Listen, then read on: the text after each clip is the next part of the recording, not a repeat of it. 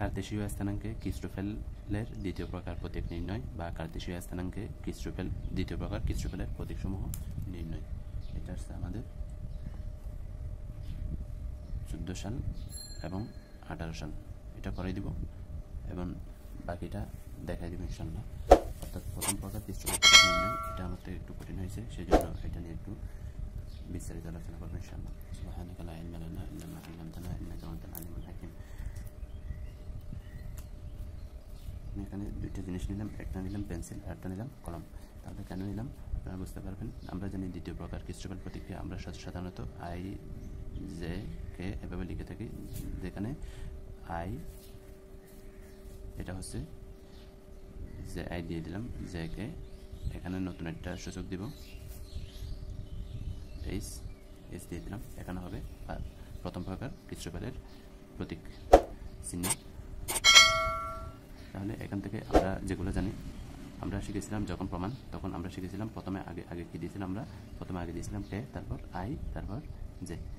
এখান থেকে আমরা তাহলে জানি যে প্রথম প্রকার ক্রিস্টোফেলের প্রতীক থেকে আমরা যেটা জানি সেটা আগে আমরা এখানে লিখে ফেলবো। আমরা জানি যে হাফ অফ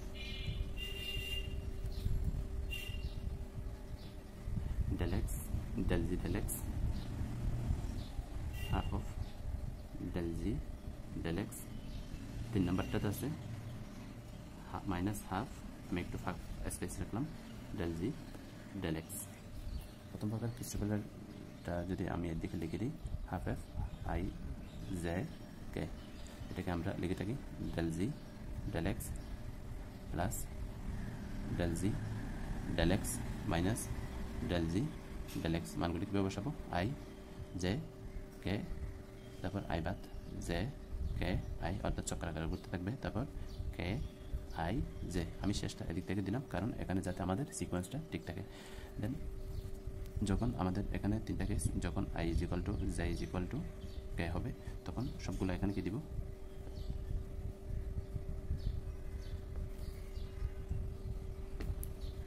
প্রথম দুইটার সাথে কি হবে লগ জি দিয়ে দিলাম, তারপর আই জে কে, তখন এখানে দুইটা জি, এখানে আই, দ্বিতীয়টাতে এখানে জে, 3 নাম্বারটাতে এখানে কে দিয়ে দিলাম। তারপর এটার জন্য এগুলা মুখস্থ বসাই দিবেন। এটা কখন হবে, যখন i is equal to k not equal to j. এটা কখন হবে, i is equal to j not equal to k, তখন এখানে হয়ে যাবে, এখানে দুইটা আই দিব, নিচে জি এর পাশে দুইটা কে দিব, হয়ে গেছে। তাহলে এটার জন্য আমরা ক্রিস্টোফেল প্রতীকগুলো আমরা নির্ণয় করবো এই টাকার স্থানাঙ্কে। তাহলে ত্রিমাত্রিক জগতে ধরি,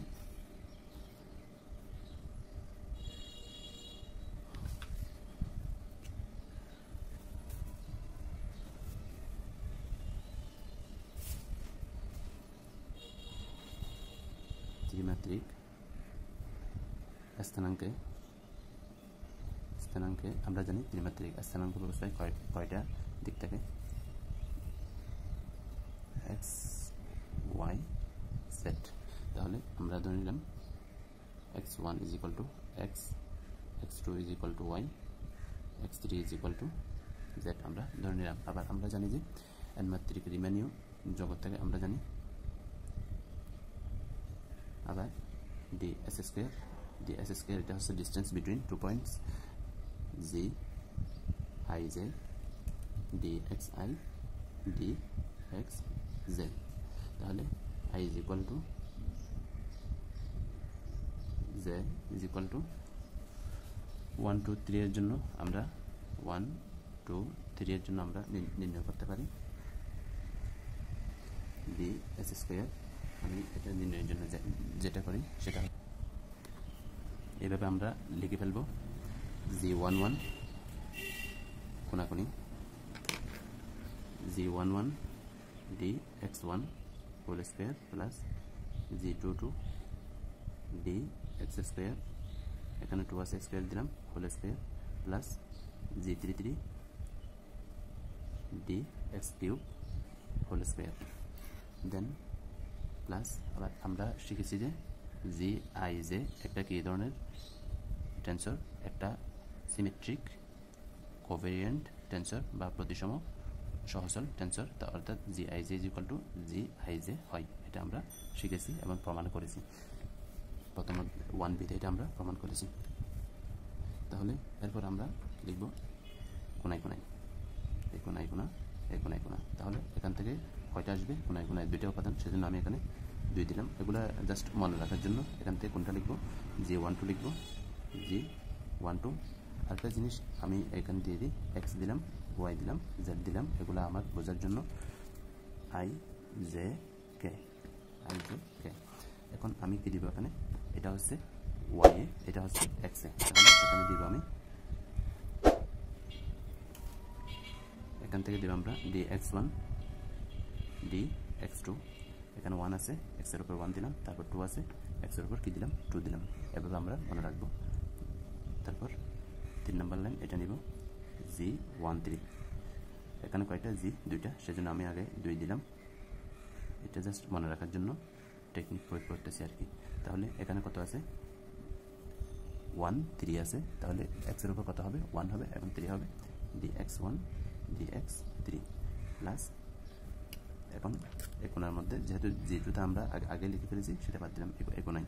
এখন এই কোণা দেখবো, এই কোণার মধ্যে আমাদের কি আছে? G23 আছে, সেটা আমরা নিব। এরপর এখানে জি কয়টা আছে? 2টা আছে, সেজন্য 2 দিলাম, জাস্ট এগুলো মনে রাখার জন্য। তারপর dx স্কোয়ার আছে, এটা 2 আছে, স্কোয়ার দিলাম, আর একটা dx কিউব আছে। তাহলে হয়ে গেল। এখন আমরা কি জানি? x1 সমান আমরা ধরেছি x, x2 x স্কোয়ার সমান y, x কিউব সমান আমরা z ধরেছি।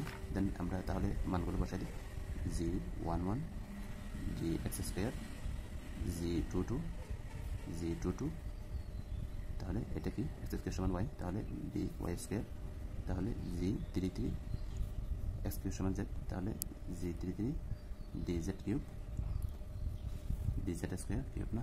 তারপর 2G12 dx dy, এগুলা একদম এখন মুখস্থ ভাষায় দিতে পারবেন। 2G13 dy dx dz plus 2G23 dy dz। এটাকে দিলাম আমরা 1 নম্বর, এটা আমরা 1 নম্বর সম্পর্ক দিলাম, অর্থাৎ dx স্কোয়ার। আমরা জানি ত্রিমাত্রিক স্থানাঙ্কে মেট্রিক হলো ds square is equal two dx square plus dy square plus dz square. এটাকে আমরা দিলাম 2 নম্বর। আমি আগেই বলে রেখেছি g সমান, এখানে আমি কি ধরেছিলাম? 1 2, যেহেতু G I J is equal two G I, তাহলে অনুরূপভাবে এখানে আমরা কি লিখতে পারি? 1 2 ইজ ইকুয়াল টু G21 লিখতে পারি, G13 is equal two G31 লিখতে পারি, G23 ইজ ইকুয়াল টু আমরা G32 লিখতে পারি। কারণ জি একটা কি? প্রতিসম সহচল টেন্সর, কারণ হচ্ছে এটা, আর কিছু না। তাহলে কোথায় লিখলাম? এই যে এখান থেকে লিখলাম। দেন তাহলে আমরা যদি এখন আমরা কি করি, এটার সাথে এটা যদি তুলনা করি, আমরা কি দেখতে পাই? G11 dx স্কোয়ার আছে, তাহলে G1 এর মান 11 মান কত? 1। G22 dy স্কোয়ার আছে, তাহলে এটার সাথে এটা যদি তুলনা করি, তাহলে তুলনা মানে আমরা কি দিব? ভাগ দিব, একটার সাথে আরেকটা কি দিব? ভাগ দিব। তাহলে G22 dy square is equal two dy square যদি আমরা করি, তাহলে কি পাবো? আমরা এখানে পাবো G22 ইজ ইকুয়াল টু 1। একইভাবে G33 সমান আমরা কত পাবো? 1 পাবো। বাকিগুলো আমরা কী পাবো এখান থেকে? G12 সমান 0, G21 সমান 0, G13 সমান 0, G31 সমান 0, G23 সমান 0, G32 সমান 0। তাহলে এগুলো আমরা এখন এখানে লিখে ফেলবো। তাহলে আমি তুলনা করে বসাই দিলাম এভাবে, G11 G22 G33, এটা 1 নম্বর। এখন 2 নম্বর তুলনা করে আমি এটা বসাই দিলাম, বাকিগুলো আমি কেবিটি বসাই দিলাম, 0 বসাই দিলাম। দেন এখন আমি এই সূত্রটা আমি এখানে অ্যাপ্লাই করবো। কোনটা? এটা এখানে আমি লিখে ফেলবো। এটা আমি কিভাবে লিখতেছি আপনারা আরেকবার লক্ষ্য করুন, যাতে আপনাদের সোজা হয়ে যায় এটা। তাহলে প্রথমে আমি কি দিয়ে দিব? হাফ অফ ডেল জিটা দিব না, ডেল এক্স দিয়ে দিলাম, half of del x minus 3 number পদের মধ্যে কিছুবার প্রতীকের মাইনাস আছে, তাহলে মাইনাস হাফ, একটু স্পেস রাখলাম এখানে, ডেল এক্স লিখে দিলাম। তারপর 4th নম্বর, এটা কি হবে? 0 হবে। তাহলে এখানে প্রথম 2টার মধ্যে আমরা লগ লাগাই দিলাম, দিলাম রুট ওভার জি। এখন আমরা নিচেরগুলো বসাবো আই জে কে বসে দিলাম, কাজ শেষ। এখন এই দুটার মধ্যে আই লাগা দিব, তারপর 3 নাম্বারটাতেও আমরা আই লাগা দিব। এখানে যেখানে ফাঁকা রাখলাম সেখানে দুইটা কে লাগা দিব। তাহলে এখানে বসে দিলাম, সবগুলো জি এর মধ্যে কি হবে আই হবে, প্রথম দুইটার মধ্যে লক হবে। তাহলে এগুলো শর্তগুলো আমরা পাশে বসাই দিই। 2 নাম্বারটা i equal to k not equal to j, 3 নাম্বারটা i equal to j not equal to k, 4 নাম্বারটা i not equal to j not equal to k. শর্তগুলো বসাই দিলাম। এখন আমরা এই 4টা শর্তের জন্য এই মানগুলো আমরা এখন নির্ণয় করব। এখানে বলে রাখি, আপনাদের যদি কোনো জনের অসুবিধা হয় তাহলে আপনারা শুধুমাত্র যেটা করবেন সবগুলো শূন্য বসাই দিবেন, তাহলে কারণ এখানে সবগুলোর মান কি আসবে, শূন্য আসবে। শর্ত 1, যখন j is equal to k is equal to j is equal to i হবে, অর্থাৎ i is equal to j is equal to k হবে, তখন আমরা কোনটা বিবেচনা করেছিলাম, এই 3টা বিবেচনা করেছিলাম। তাহলে এখন আমার যদি প্রথমটা আমি যদি 1 নিই তাহলে বাকি 3টো জে কে আমার কত হবে, 1 হবে। যদি আমি যদি আই ইজ ইকুয়াল টু 2 নিই তখন আমাদের জে এবং কেও কত হবে, 2 হবে। যখন আমি যদি আই ইজ ইকুয়াল টু 3 নিই তখন আমাদের জে এবং কেও কত হবে, 3 হবে। তাহলে আমরা এখান থেকে 3টা ক্ষেত্রটা আমরা এখানে বসাই দিই, অর্থাৎ আমরা এখানে শুধুমাত্র কয়টা ক্ষেত্র পাচ্ছি, আই এর মান যদি i is equal to j is equal to k এর জন্য আমরা 3টা ক্ষেত্র পাচ্ছি। তাহলে ওই 3টা ক্ষেত্র আমরা লিখে দিব। এটা লেখার পর half of del x i লিখে ফেলবো এতটুকু, লগ জি আই লিখবো, হাফ অফ ডেল আই। তাহলে এখানে বসে দিই del x i log g i বসাই দিলাম। এখানেও বসাই দিব হাফ অফ ডেল, এখানে কি আছে, এখানে ডেল এক্স আই লগ, শর্ত 1 নাম্বারটা। তাহলে এখন মানগুলো বসাই দিই। আই এর মান কত, 1। তাহলে 1 এর জন্য half of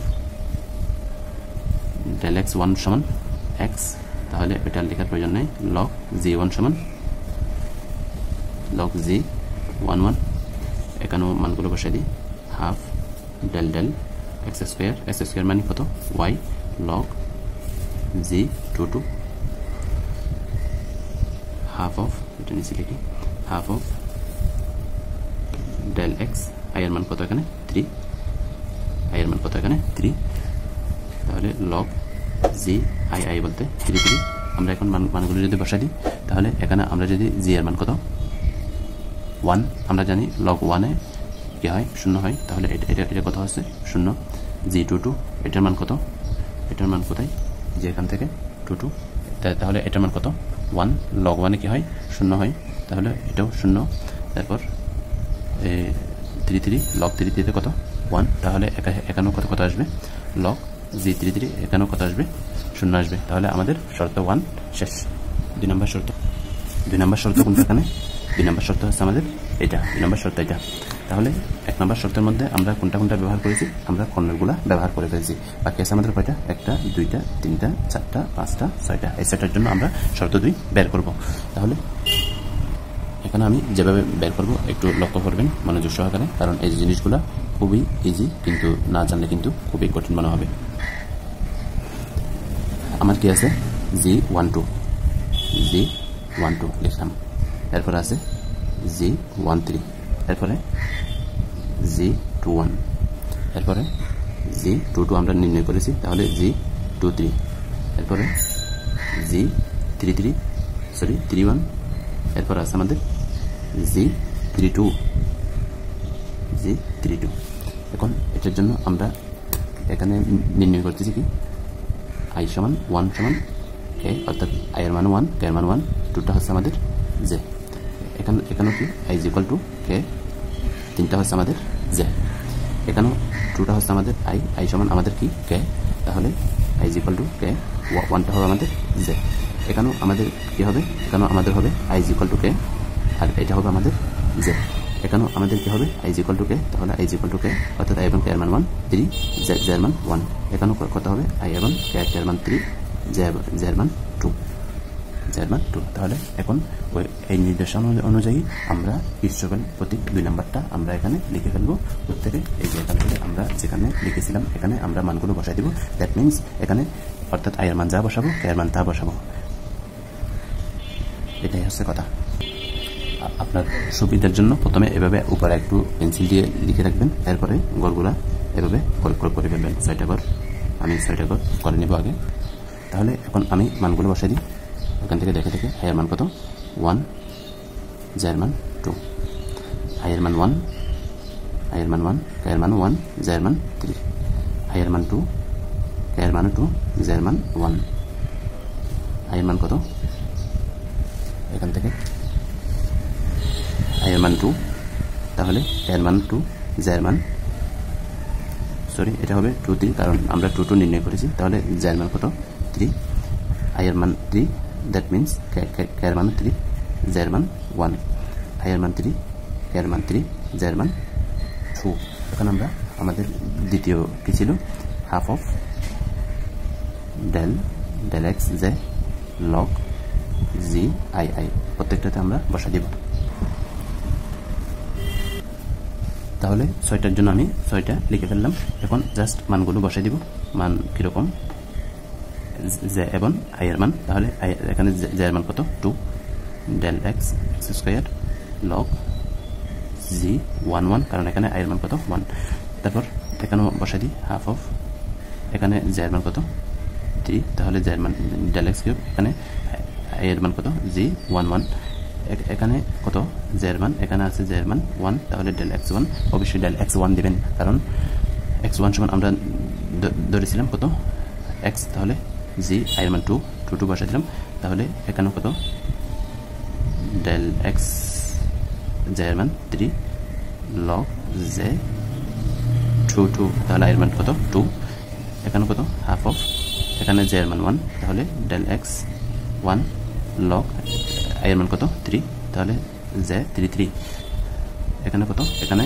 del x i এর মান 2 x square log J I এর মান 2 আই এর মান 3 তাহলে লগ জে জি 3 3 এখন আমরা দেখতে পাচ্ছি এটার মান কত 1 তাহলে লগ 1 কত হয় 0 হয় জি 2 এর মান কত 1 তাহলে লগ 1 এর মান কত 0 তাহলে জি 3 3 এর মান কত 1 লগ 1 সমান 0 এখানে 0 তাহলে আমরা সবগুলো কি পাচ্ছি আমরা সবগুলোতে 0 পাচ্ছি তাহলে শূন্যগুলো বসাই দিই তাহলে একদম ইজি এখানে শিখার প্রয়োজন নাই প্র্যাকটিসেরও প্রয়োজন নেই জাস্ট একবার বুঝলে ইনশাআল্লাহ সারা জীবন মনে থাকবে এখন আমরা শর্ত 3 নাম্বার শর্ত নির্ণয় করব তাহলে শর্ত নাম্বার 3 হচ্ছে যখন কি হবে আমাদের j is equal to i হবে not equal to k that means এটাকে যদি আমরা সুন্দর করে লিখি i is equal to j not equal to k হবে এটা বোঝার জন্য আর এটা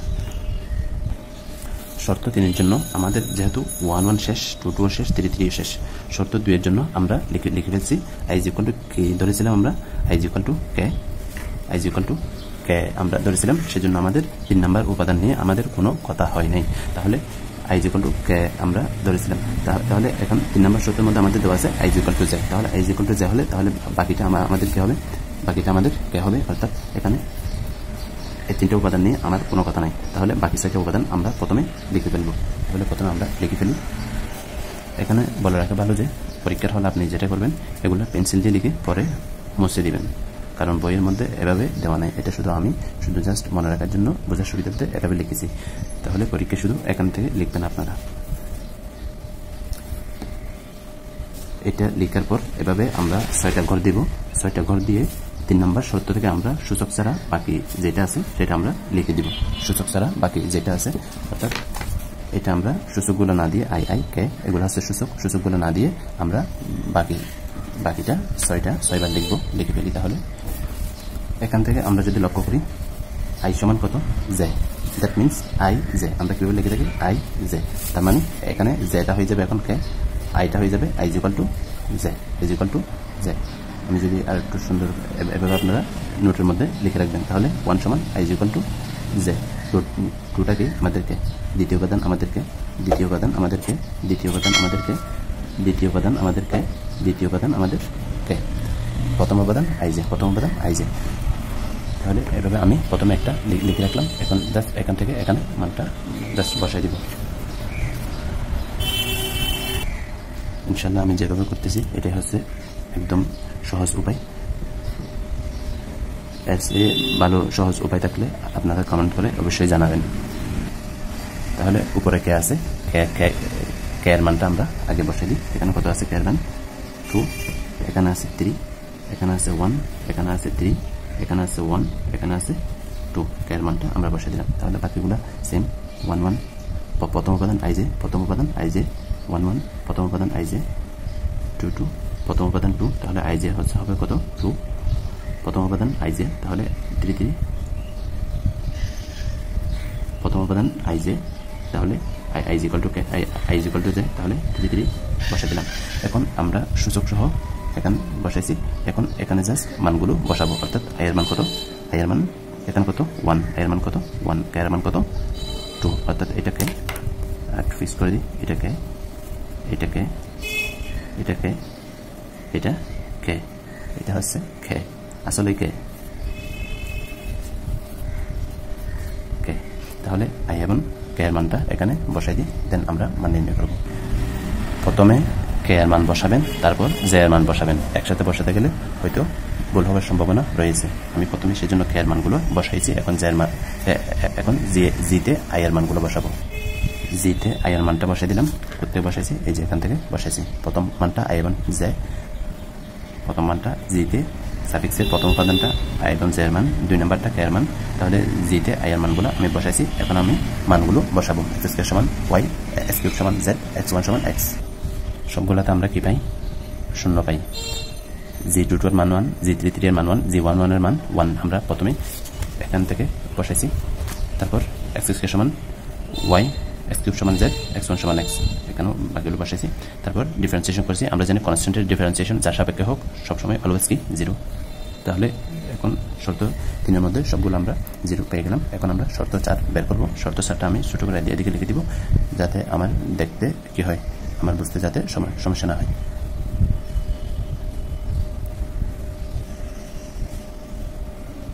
এভাবে আমরা 6টা গড় করবো, একটা সমান আরেকটা।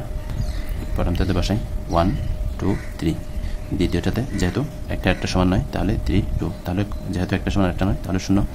এখন 2 1 3 2 3 1, এটাও 0। 3 1 2 1 2 3 2 1, তাহলে এটাও কি হবে? 0 হয়ে যাবে। তাহলে এটা হচ্ছে আমাদের সেই কাঙ্ক্ষিত আয়তাকার স্থানাঙ্কের দ্বিতীয় প্রকার কিরচফের প্রতীক এর মানসমূহ আমরা নির্ণয় করলাম। সুতরাং এখন আমরা বসাই দিব, উপসংহারে লিখব। আমরা কি পেয়েছি? আমরা পেয়েছি k i j is equal to, প্রতিবারে আমরা কি পেয়েছি? 0 পেয়েছি, যেখানে আমাদের কি ছিল? i is equal two i j k, প্রত্যেকটার মান i এর মান 1 ছিল, j এর মান 2, k এর মান 3, এভাবে আমরা লিখেছিলাম। অর্থাৎ 3টা মানের জন্য ত্রিমাত্রিক স্থানাঙ্কে। তাহলে প্রথম থেকে আমি যদি দেখাই, আশা করি আপনারা বুঝতে পেরেছেন প্রথমটা। তাহলে একইভাবে আমরা কিরচফের প্রতীকের প্রথম প্রকার কিরচফের প্রতীকের জন্য আমরা বের করব, সেটা আমি দেখা দিচ্ছি, আপনারা ইনশাল্লাহ বুঝবেন। তাহলে দ্বিতীয় প্রকার কিরচফের প্রতীকের জন্য কিভাবে নির্ণয় করতে হয় আমি দেখাই দিলাম। প্রথম প্রকার কিরচফের প্রতীকটা আপনারা এখান থেকে তুলে নেবেন। আশা করি আপনারা নিজ দায়িত্বে বুঝতে পারবেন। সুবহানাকাল্লাহুম্মা ওয়া বিহামদিকা আশহাদু আল্লা ইলাহা ইল্লা আনতা আস্তাগফিরুকা ওয়া আতুবু ইলাইক।